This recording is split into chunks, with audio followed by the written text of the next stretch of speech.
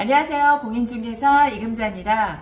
혹시 부동산 임대차 계약을 앞두고 계신가요? 그렇다고 하면 오늘 말씀드리는 임대차 계약할 때 알아두면 좋은 꿀팁 몇 가지 알아보도록 하겠습니다. 첫 번째입니다. 임대차 계약할 때 알아두면 좋은 꿀팁. 임대인의 대리인과 계약을 체결하는 경우입니다. 계약 체결일 날 임대인이 나오지 못했어요. 대리인이 나왔어요. 그럼 이럴 때 어떻게 해야 될까요? 우선 임대인의 위임장이랑 인감증명서는 꼭 있어야 됩니다. 위임장에 날인한 도장, 그리고 인감증명서 날인, 계약서의 날인이 동일해야 된다는 거, 이거 확인해 두셔야 되는 거고요. 위임장에는 위임하는 사람의 인적사, 위임받는 사람의 인적사, 임차 목적물의 소재지 이런 내용이 꼭 들어가야 되는 거고요. 두 번째, 그리고 계약서 없이 구두약 정도 효력이 가능한가?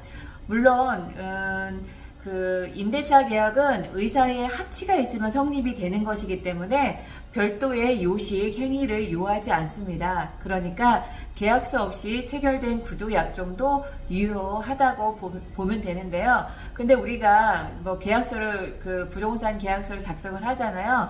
이런 경우는 훗날 분쟁 소지가 있을 수가 있으니 계약 조건을 서면화 해둔다고 생각해 두시면 좋을 것 같아요.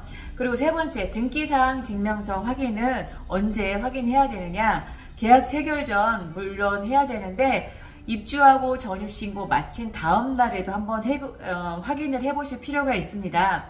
주민등록 전입신고하고 점유를 마치고 나서 그 다음날 마치면 그 다음날 0시부터 제3자에 대한 대항력이 이제 발생을 하거든요.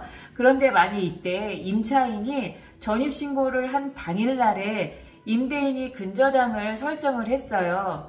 이런 경우에는 근저당이 선순위가 되어버리는 결과가 나옵니다.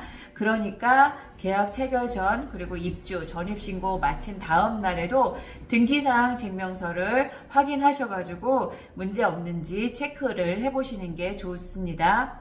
네 번째, 전대차 계약할 때 집주인이 아닌 임차인이 세를 놓는다고 해요. 이런 경우 가능할까요? 물론 임차인이 다시 세를 놓는 것도 유효합니다. 다만 전제사항이 있죠?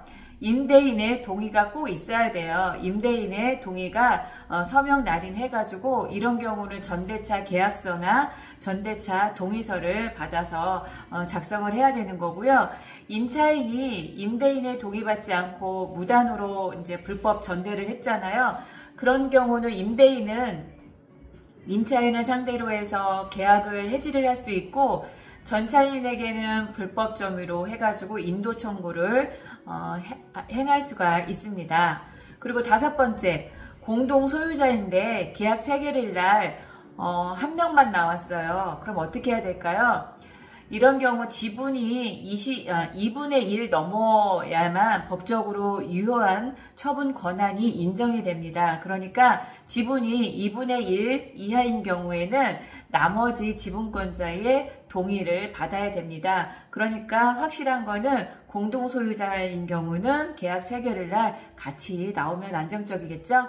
그리고 여섯 번째, 하자나 보수를 요하는 부분이 있다고 해요. 그럼 이런 경우는 어떻게 해야 될까요? 계약서상에 상세하게 명기를 하는 게 좋습니다. 또 그 하자나 보수 그 부분을 휴대전화로 촬영을 해놓으면 나중에 근거가 되겠죠. 훗날 책임 소재를 둘러싼 그 시비를 막을 수 있는 방법, 이런 방법이 있습니다. 이렇게 6가지 살펴보셨고요. 임대차 계약할 때 이런 기본적인 사항 알아두시면 큰 도움이 되겠죠? 오늘의 영상은 여기까지입니다. 이상 이금자 공인중개사였습니다.